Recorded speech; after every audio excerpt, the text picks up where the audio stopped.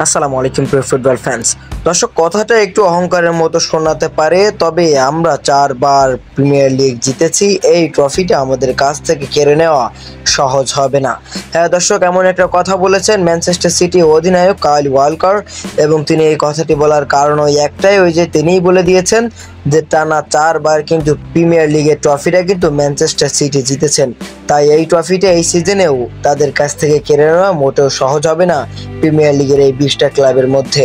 মূলত ম্যানচেস্টার সিটির অধিনায়ক কাইল ওয়ালকার দুটো ম্যাচ কিন্তু ইতিমধ্যেই খেলে ফেলেছেন ম্যানচেস্টার সিটি জার্সিতে, এবং সেখানে কিন্তু দুটো ম্যাচেই কিন্তু ম্যানচেস্টার সিটি দুর্দান্তভাবেই জয় তুলে নিয়েছে, 6 পয়েন্ট নিয়ে সবার উপরে রয়েছে। মূলত কাইল ওয়ালকারের এত বেশি আত্মবিশ্বাস যে ম্যানচেস্টার সিটির এই দলটার প্রতি, এটা এই কথাটির মধ্যে কিন্তু স্পষ্ট হয়ে যায়। তো দর্শক, সিজন শেষে কি কাইল ওয়ালকারের এই কথার সাথে কি মিলে যাবে?